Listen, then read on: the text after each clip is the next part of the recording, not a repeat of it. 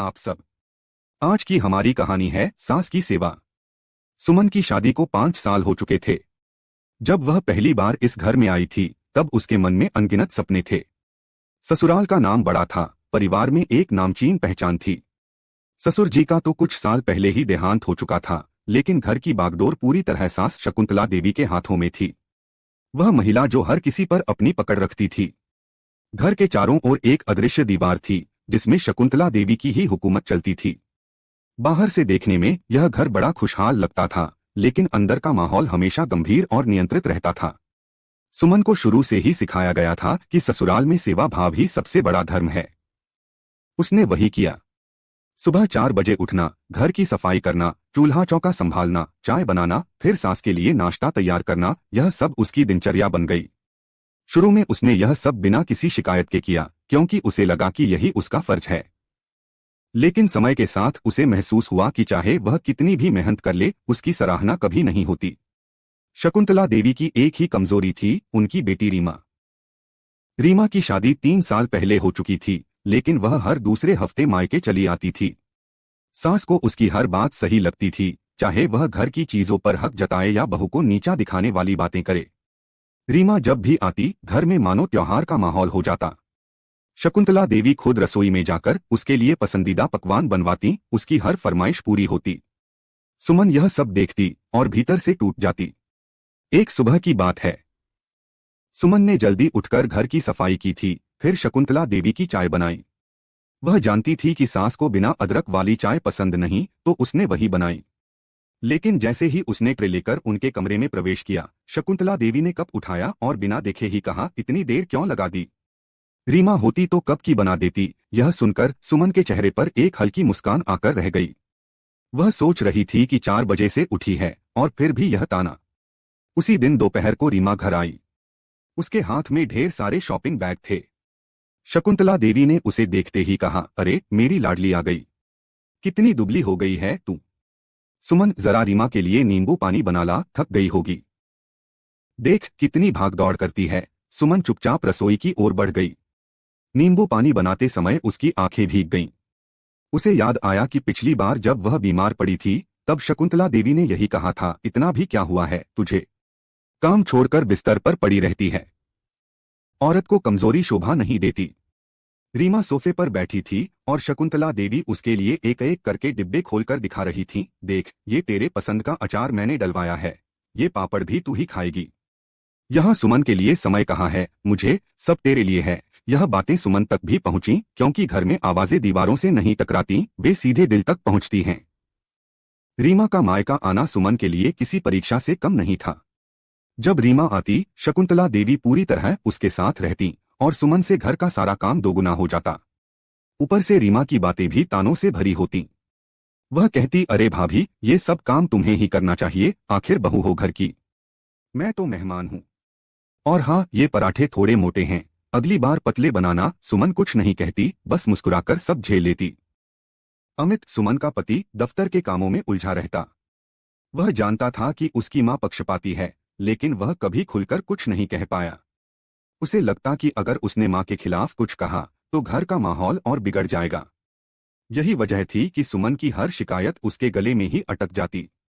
रात को जब अमित घर आता, सुमन उससे कहना चाहती कि आज रीमा ने क्या कहा, सास ने कैसे ताने दिए, लेकिन उसके चेहरे पर दिन भर की थकान देखकर वह चुप रह जाती।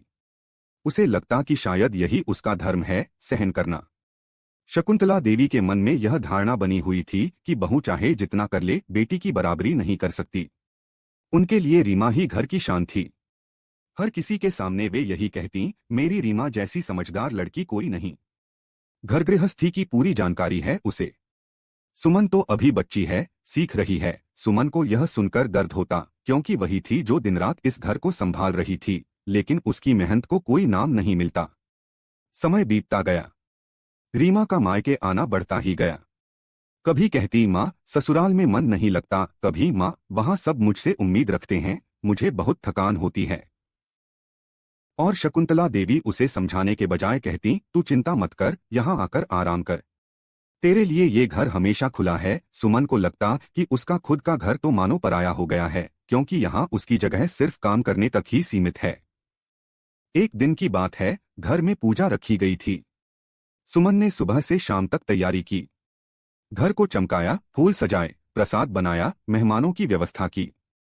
सब उसकी मेहनत से खुश थे, लेकिन पूजा खत्म होते ही शकुंतला देवी ने सबके सामने कहा, अच्छा हुआ रीमा आ गई थी, वरना यह सब कैसे होता। सुमन के हाथ में उस वक्त थाली थी जिसमें प्रसाद बचा हुआ था। उसकी आंखों में आंसू आ गए। उसने सोचा, क्यों मेरी मेहनत किसी को नहीं दिखती? क्यों सिर्फ रीमा ही सबकी प्यारी है? उस रात वह देर तक छत पर बैठी रही। आसमान में तारे टिमटिमा रहे थे, लेकिन उसके दिल में अंधेरा था। उसने खुद से पूछा, क्या मेरी कोई कीमत नहीं? क्या बहू होना सिर्फ काम करने का नाम है, बिना किसी अपंत्व के? रीमा के मायके आने का सिलसिला बढ़ता ही जा रहा था। अब तो वह महीने में 2-3 बार आ जाती, और आते ही पूरे घर का माहौल बदल जाता। शकुंतला देवी उसकी एक एक बात को सिर आंखों पर रखती। अगर रीमा को गुलाब जामुन खाने की इच्छा हो जाती, तो उसी वक्त सुमन को रसोई में खड़ा कर दिया जाता। अगर रीमा को नए पर्दे पसंद आ जाते, तो घर में बदलाव शुरू हो जाता। रीमा का हर आदेश मानो कानून बन चुका था। सुमन चुपचाप यह सब देखती रहती। कभी उसके मन में गुस्सा आता, कभी दुख, लेकिन ज्यादातर समय वह खुद को समझाती, शायद यही घर की रीत है। सास को बेटी से ज्यादा लगाव होना स्वाभाविक है, लेकिन मन के किसी कोने में यह चुभन गहराई तक बैठ गई थी कि उसकी मेहनत का कोई मोल नहीं। एक दिन की बात है। रीमा ने आते ही कहा, माँ, मुझे तो आजकल अपने घर में बिल्कुल मजा नहीं आता। वहां सब मुझे समझते ही नहीं। यहाँ कितना सुकून है। शकुंतला देवी ने उसका सिर सहलाते हुए कहा, तो फिर बार बार क्यों जाती है वहां? यहाँ रह, जब तक मन करे। यह घर तेरा ही है। यह सुनकर सुमन का दिल कसक गया। उसने सोचा, तो फिर मेरा घर कहाँ है? क्या यह घर मेरा नहीं? उस दिन रीमा ने अचानक ऐलान किया, माँ, आज मेरा मन है कि हम सब मिलकर बाहर डिनर करने चलें। कितने दिन हो गए फैमिली टाइम के बिना। शकुंतला देवी ने तुरंत हामी भर दी, अरे वाह, क्यों नहीं? सुमन, जरा तैयार हो जा। सुमन ने हल्की मुस्कान दी, लेकिन भीतर से उसे अच्छा नहीं लग रहा था। उसे लगा, अगर मैं ना कहूं तो सबको बुरा लगेगा। इसलिए वह चुपचाप तैयार होने लगी। रेस्टोरेंट में सब बैठे। रीमा एक एक कर मेन्यू से चीजें चुन रही थी। माँ, यह पास्ता ट्राई करना, और हाँ, यह ब्राउनी भी। शकुंतला देवी उसकी हर बात पर हामी भर रही थीं। सुमन ने सोचा कि उसे भी कुछ ऑर्डर करना चाहिए, लेकिन तभी शकुंतला देवी ने कहा, सुमन, तुम वही दाल रोटी खा लेना, तुम्हें तो यही अच्छा लगता है। यह सुनकर सुमन के चेहरे पर हल्की मुस्कान आई, लेकिन उसके दिल में गहरी चोट लगी। उसे लगा जैसे उसकी पसंद नापसंद का कोई महत्व ही नहीं। खाने के बाद घर लौटते समय रीमा ने कहा, माँ, कितना मजा आया। वैसे भी आपके साथ टाइम बिताने का अपना मजा है। भाभी तो हमेशा इतनी चुप रहती हैं। शकुंतला देवी ने हंसकर कहा, अरे वो तो ऐसी ही है। उसे बोलना कहाँ आता है। यह सुनते ही सुमन की आंखें भर आईं। उसने खिड़की से बाहर देखा और सोचा, क्या सच में मैं इतनी बुरी हूं? क्यों मुझे कोई नहीं समझता? कुछ दिनों बाद घर में एक बड़ा मौका आया। रीमा का जन्मदिन था। शकुंतला देवी ने ऐलान कर दिया, इस बार रीमा का जन्मदिन धूमधाम से मनाएंगे। सुमन, सारी तैयारी तू देख लेना। सुमन ने कोई आपत्ति नहीं की। उसने पूरे मन से तैयारी शुरू की। रीमा को पसंद आने वाली हर डिश उसने बनाई, घर को सजाया, गिफ्ट भी खरीदा अपनी बचत से। पार्टी के दिन सब मेहमान आए। सबने रीमा की तारीफ की, अरे रीमा, तुम्हारी मम्मी ने तो गजब इंतजाम किया है। शकुंतला देवी गर्व से मुस्कुराईं और बोली, अरे मेरी बेटी है ही ऐसी, सब उसके लिए कम है। किसी ने यह नहीं कहा कि सारा काम सुमन ने किया है। जब रात को मेहमान चले गए, सुमन ने थकी हुई हालत में किचन समेटना शुरू किया। रीमा अपने दोस्तों के साथ हंस रही थी, और शकुंतला देवी उसके पास बैठी बातें कर रही थीं। अमित भी रीमा के साथ हंस रहा था। सुमन ने सोचा, क्या मेरी मेहनत सिर्फ बर्तन धोने के लिए है? क्या किसी को यह नहीं दिखता कि मैंने सुबह से एक बार भी नहीं बैठा? उसके गले में अटका हुआ दर्द आंखों से बह निकला। उसने जल्दी से आंसू पोंछे ताकि कोई देख न ले। उस रात अमित कमरे में आया। सुमन चुपचाप बिस्तर पर बैठी थी। अमित ने पूछा, इतनी चुप क्यों हो? सुमन ने हल्की मुस्कान दी, थकान है बस। अमित ने कहा, तुम्हें पता है रीमा कितनी खुश है आज? माँ भी बहुत खुश हैं। यह सुनते ही सुमन ने मन ही मन सोचा, क्या मेरी खुशी का कोई मतलब नहीं? क्या मैं सिर्फ दूसरों की खुशी के लिए जी रही हूँ? लेकिन उसने कुछ नहीं कहा। अगले दिन सुबह रीमा ने अचानक कहा, माँ, मुझे नए किचन सेट चाहिए। वहां के तो पुराने हो गए हैं। शकुंतला देवी ने तुरंत सुमन की ओर देखकर कहा, सुन लिया, कल मार्केट जाना और अच्छे वाले सेट लेकर आना। रीमा के लिए कोई कमी नहीं होनी चाहिए। सुमन ने चुपचाप सिर हिलाया। उसके मन में आया कि पिछले हफ्ते उसने खुद के लिए एक नई साड़ी लेने की सोची थी, लेकिन पैसे नहीं थे। अब वह सपना भी खत्म हो गया। रीमा की हर फरमाइश पूरी हो रही थी। कभी गहने, कभी कपड़े, कभी सैलून का खर्च, सब शकुंतला देवी उठाती। सुमन यह सब देखकर बस सोचती, क्यों नहीं कोई मुझसे पूछता कि मुझे क्या चाहिए। क्यों नहीं कोई मेरे लिए एक पल सोचता। समय बीतता गया। सुमन की चुप्पी गहरी होती गई। उसके चेहरे पर हमेशा मुस्कान रहती, लेकिन दिल में तूफान था।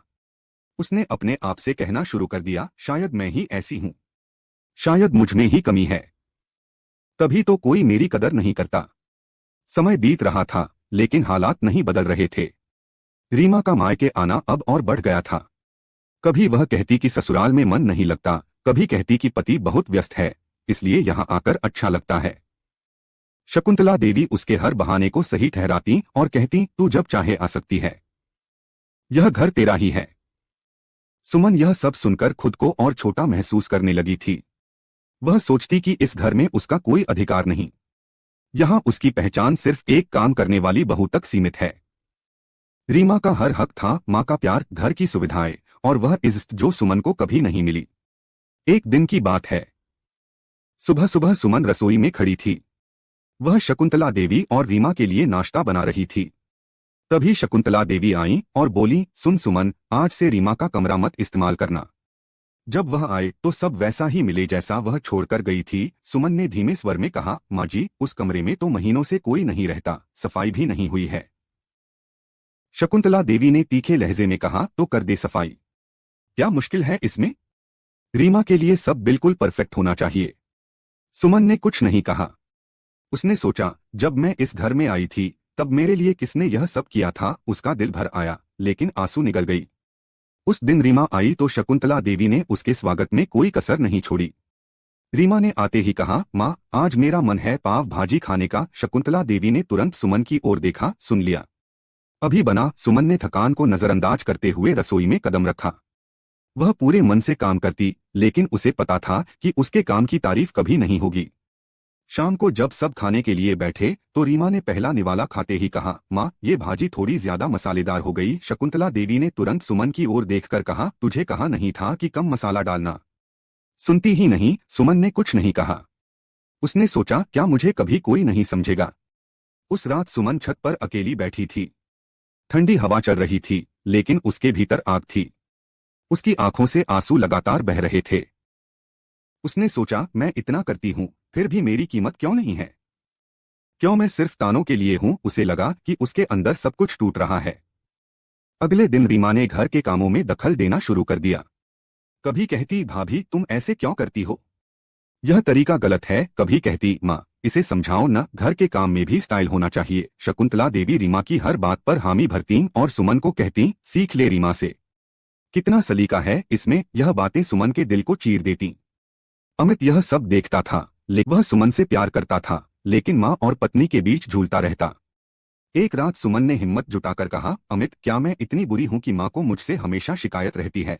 अमित ने कहा, ऐसा मत सोचो सुमन, माँ की आदत है, वह रीमा से बहुत जुड़ी हैं। सुमन ने कहा, लेकिन अमित, यह जुड़ाव मेरे लिए कैसा है? मुझे लगता है मैं इस घर में सिर्फ काम करने आई हूँ। अमित चुप हो गया। उसके पास कोई जवाब नहीं था। कुछ दिनों बाद एक बड़ा मौका आया। घर में रीमा की शादी की सालगिरह मनाने का प्लान बना। रीमा ने कहा, माँ, इस बार पार्टी यहाँ होगी। वहाँ मेरे ससुराल में सब बहुत औपचारिक हो जाते हैं, मजा नहीं आता। शकुंतला देवी ने कहा, हाँ बिल्कुल यहाँ होगी। सुमन, सारी तैयारी तू करेगी, रीमा के लिए कोई कमी नहीं रहनी चाहिए। सुमन ने मन से तैयारी शुरू की। उसने हर चीज पर ध्यान दिया। मेन्यू से लेकर सजावट तक सब कुछ उसने किया। उस दिन उसने खुद को भुला दिया। लेकिन जब मेहमान आए और पार्टी शुरू हुई तो सब रीमा की तारीफ करने लगे। अरे रीमा, कितनी अच्छी प्लानिंग की है तुमने। रीमा मुस्कुरा रही थी और शकुंतला देवी कह रही थी, मेरी बेटी है ही ऐसी, सब परफेक्ट करती है। सुमन के लिए किसी ने एक शब्द भी नहीं कहा। रात को जब सब चले गए, सुमन ने रसोई में खड़े खड़े बर्तन धोना शुरू किया। उसका शरीर जवाब दे रहा था, लेकिन दिल का दर्द सबसे बड़ा था।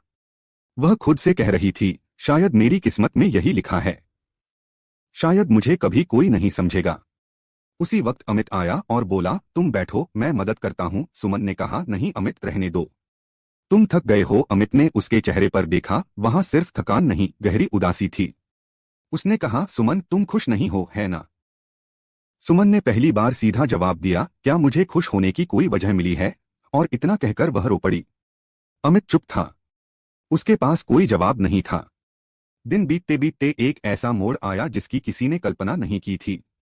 रीमा मायके आई हुई थी और हमेशा की तरह घर में चहल पहल थी। सुमन सुबह से रसोई में थी, रीमा के लिए उसकी पसंद के पकवान बना रही थी। तभी अचानक शकुंतला देवी को चक्कर आया और वे सोफे पर गिर पड़ी। रीमा घबराई, चिल्लाई, माँ, भाभी जल्दी आओ। सुमन दौड़ती हुई आई और तुरंत हालात संभाले। उसने पानी पिलाया, दवा दी और फिर अमित को फोन कर अस्पताल बुलवाया। डॉक्टर ने जांच के बाद कहा, इनका ब्लड प्रेशर बहुत लो हो गया था। फिलहाल खतरा टल गया है, लेकिन इन्हें पूरी तरह आराम की जरूरत है। शकुंतला देवी को घर लाया गया। डॉक्टर ने सख्त हिदायत दी, इनका पूरा ख्याल रखिए, वरना समस्या गंभीर हो सकती है। उस दिन के बाद से सुमन की दिनचर्या बदल गई। अब वह सिर्फ घर के काम नहीं कर रही थी, बल्कि शकुंतला देवी की 24 घंटे सेवा में लगी रहती। दवा के टाइम से लेकर खाने की सही डाइट तक सब उसने संभाल लिया। वह रात रात भर जागकर उनकी देखभाल करती। अगर शकुंतला देवी को हल्का दर्द भी होता तो सुमन तुरंत उनके पास होती। रीमा पहले कुछ दिन मां के पास बैठी रही, लेकिन जल्दी ही उसके चेहरे पर बेचैनी झलकने लगी। एक दिन उसने शकुंतला देवी से कहा, मां, मैं सोच रही हूं कल चली जाऊं, वहां भी बहुत काम पड़ा है। रोहन उसका पति अकेला है। शकुंतला देवी ने उसे रोकने की कोशिश की, अरे तू कैसे जाएगी? मैं ठीक नहीं हूं, रीमा ने कहा। मां, मैं हर हफ्ते आती रहूंगी। भाभी तो है ना आपके पास? शकुंतला देवी ने कुछ नहीं कहा, लेकिन उनके चेहरे पर हल्की उदासी आ गई। रीमा के जाने के बाद घर में सन्नाटा फैल गया। सुमन ने शकुंतला देवी की तरफ देखा और कहा, माँ जी, आप चिंता मत कीजिए, मैं हूं ना आपके लिए। शकुंतला देवी ने पहली बार सुमन की आंखों में झांका। उन आंखों में कोई शिकवा नहीं था, सिर्फ सच्चा अपनापन था। अगले कुछ हफ्तों में सुमन ने अपनी जान लगा दी। उसने खुद की नींद, आराम सब त्याग दिया। शकुंतला देवी यह सब देख रही थीं। हर रात जब सुमन उनके पैरों को दबाती तो उनके मन में एक सवाल उठता, क्या मैंने इसके साथ कभी इंसाफ किया? उन्हें याद आने लगी वे सारी बातें जब उन्होंने सुमन को नीचा दिखाया था, ताने मारे थे और रीमा की हर गलती को नजरअंदाज किया था।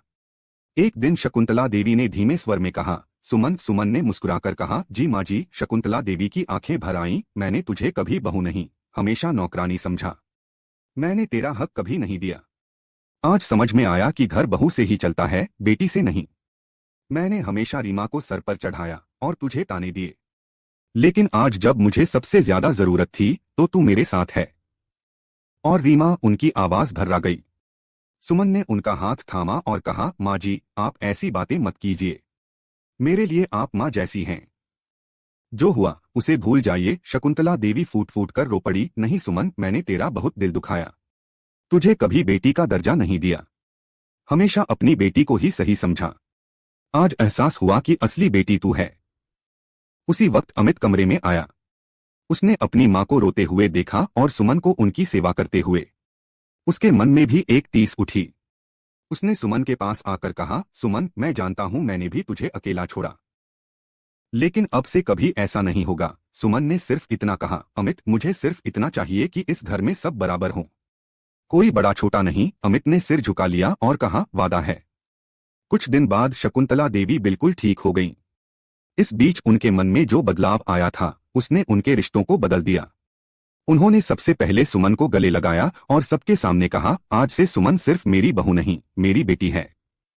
मैंने अपनी गलतियों से सीखा है, बहू घर को जोड़ती है, उसे तोड़ती नहीं। रीमा भी उस वक्त वहां थी। उसने हल्की शर्मिंदगी के साथ कहा, भाभी, मैं भी आपकी मदद कर सकती थी। लेकिन सुमन ने मुस्कुराकर कहा, रीमा, यह समय किसी को दोष देने का नहीं, आगे अच्छा करने का है। उस दिन के बाद इस घर का माहौल बदल गया। शकुंतला देवी ने पहली बार सुमन की मेहनत को खुले दिल से स्वीकार किया।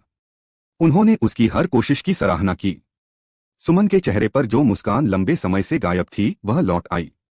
और रीमा, उसने भी सीखा कि रिश्तों में हक जताना आसान है, लेकिन जिम्मेदारी निभाना मुश्किल। उसने सुमन से माफी मांगी और सुमन ने बड़े दिल से उसे माफ कर दिया। कहानी का अंत एक ऐसी सुबह से हुआ जब शकुंतला देवी ने पूजा के बाद सुमन को अपने पास बुलाया और कहा, तू इस घर की जान है सुमन। आज समझ आया कि बहू भी बेटी से कम नहीं होती। सुमन ने उनकी आंखों में देखा और सोचा, काश यह बात उन्होंने पहले समझी होती तो कितने आंसू बच जाते, लेकिन अब उसके चेहरे पर सिर्फ सुकून था, क्योंकि उसने रिश्तों को टूटने नहीं दिया। धन्यवाद दोस्तों।